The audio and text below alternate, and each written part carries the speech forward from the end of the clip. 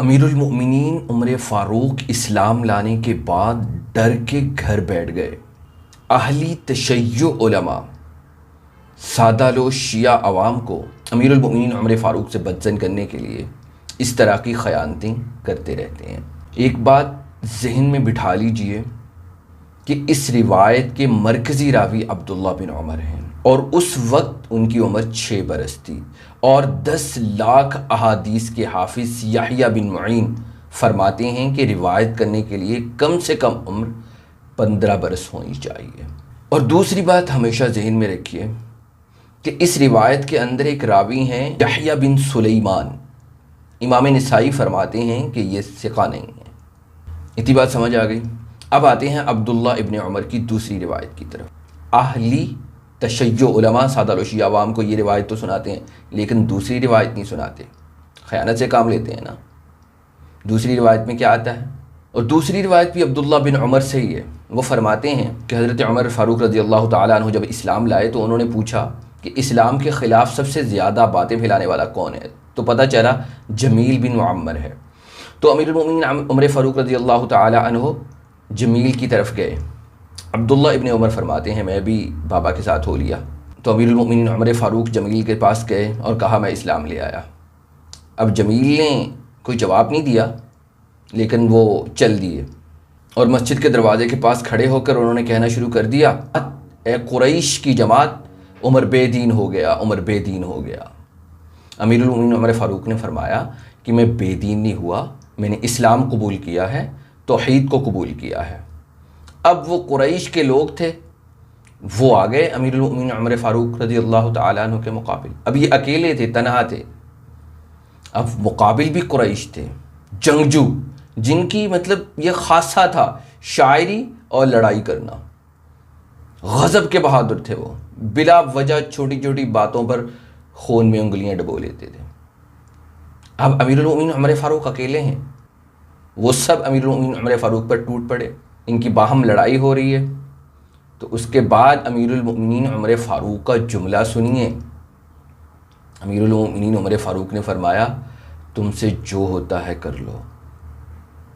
कितनी बड़ी बात है ये कोई मर्द ही कर सकता है, वो भी सामने जब कुरैश के लोग हों, वो भी उस वक्त जब मुकाबिल कुरैश के जंगजू हों।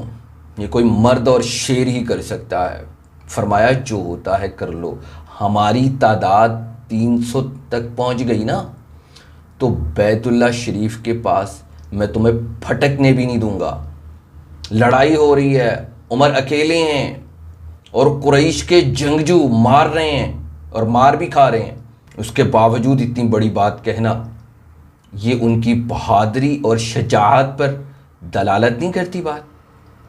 अहली तशय्यो अपना सबसे बड़ा बहादुर ले आए, उसके अंदर इतना बड़ा गुर्दा है कि वो शिया बरादरी के अंदर खड़ा होकर कह दे कि मैंने शिया मज़हब छोड़ दिया। उसकी हड्डियों का सुरमा भी नहीं मिलने वाला, इतनी जुर्रत ही नहीं है। अमीरुल मोमिनीन उमर फ़ारूक जंगजुओं के, यानी जिनकी तबीयतें सानिया थी लड़ाई करना, उनको सुकून ही नहीं आता था, उनके मुकाबिल सीना तान के कह रहे हैं कि तुमसे जो होता है कर लो। फिर उसके बाद आस बिन आइल आए। उन्होंने पूछा क्या मसला है? उनका उमर इस तरह बेदीन हो गया है। तो आस बिन आइल ने कुरैश वालों से मुखातिब होकर कहा, तुम्हें क्या मसला है, जाओ भाग जाओ। खैर वो आस बिन आइल के कहने पर सब मुंतशिर हो गए। अब देखें ये रिवायत भी अब्दुल्ला बिन उमर ने ही रिवायत की है। अब बताइए क्या करना है? या तो वो पहले वाली रिवायत झूठी है या ये वाली रिवायत झूठी है। अगर इस रिवायत को आप झूठा मानेंगे और उसको सच्चा मानेंगे तो रावी कौन है? अब्दुल्ला बिन उमर। तो साबित हुआ अब्दुल्ला बिन उमर झूठे, तो झूठे की रिवायत ली जा सकती है? बताइए मुझे इंसाफ के साथ। लेकिन हकीर फ़कीर आपको इसमें तदबीक करके दे देगा और किसी ने नहीं करके देनी। इन दोनों हादीस में तदबीक कुछ इस तरह है कि हज़रत उमर फ़ारूक रज़ी अल्लाह तआला अन्हु ने इस्लाम कबूल किया, घर आ गए। अब अब्दुल्ला बिन उमर ने अपने अंदाजे के मुताबिक उस उम्र में जो उनको समझ आई उन्होंने उसको डर समझा और उसको डर बयान कर दिया। लेकिन वो डर नहीं था, घर बैठे थे। उसके बाद अमीरुल मोमिनीन उमर फ़ारूक घर से निकले हैं और पूछा है कि कौन है जो इस्लाम के ख़िलाफ़ ज़्यादा बातें फैलाता है। फिर उसके बाद आगे सारा वाक़या हुआ। अब दोनों में तत्बीक हो गई ना। अब घर में आकर बैठने को अब्दुल्ला इब्ने उमर जो कि 6 बरस के थे, उनके ख्याल के मुताबिक कि वो डर के बैठे हैं, उसको उन्होंने रिवायत किया है। अमीरुल मोमिनीन उमर फ़ारूक रज़ियल्लाहु ताला अन्हु ने तो नहीं फरमाया कि मैं डर गया था, ये तो 6 साला बच्चे का अंदाज़ा था। अब बात समझ आ गई ना आपको।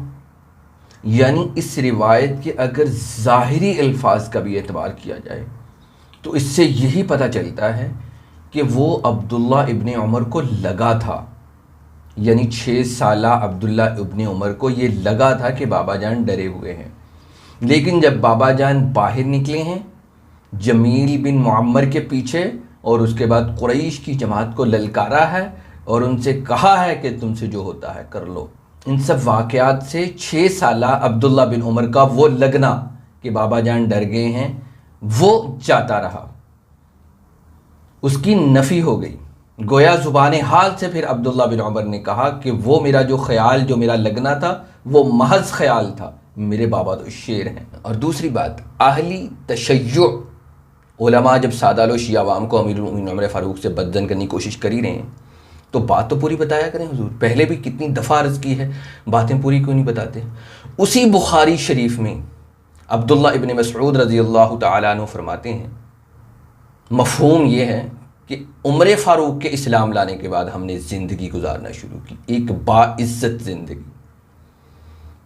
अब क्या करना है फिर। अहली तशय्युअ उलमा सादा शिया अवाम को तारीख़ का कहते हैं, तो हुजूर यहाँ भी तारीख़ का कह देते। तबक़ात इब्ने साद उठाकर पढ़िए, नहीं है आपके पास ख़रीद लीजिए, बल्कि आपको शायद ये जाल पे भी मिल जाए, नेट पे पढ़ लीजिए, हवाला आपको नज़ारा पर नज़र आ रहा होगा। सुहैब बिन सनान, मोहम्मद बिन उबैद, कासिम बिन अब्दुर्रहमान, इन तीनों रावियों का खुलासा आपके हुजूर अर्ज़ किए देता हूँ।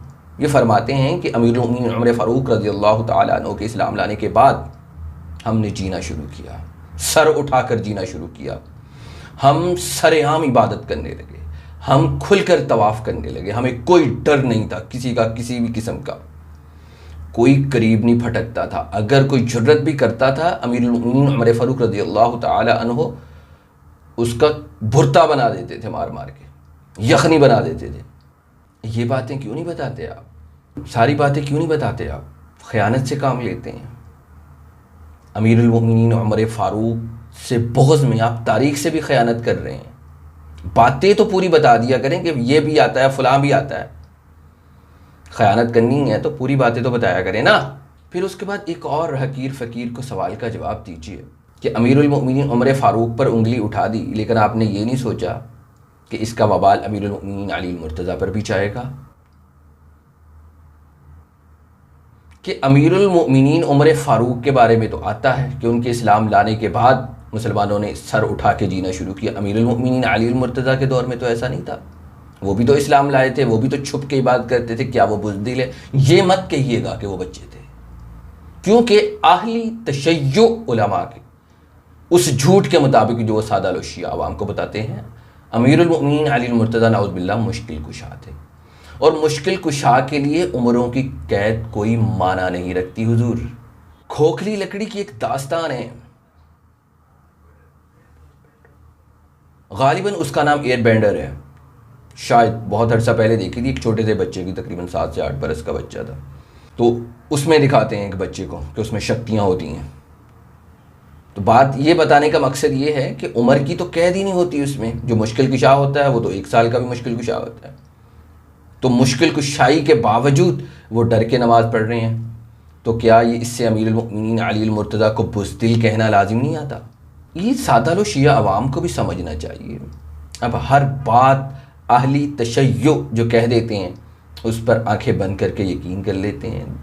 यकीन कीजिए दिमाग इस्तेमाल के लिए होता है, ख़ुद भी सोचा करें।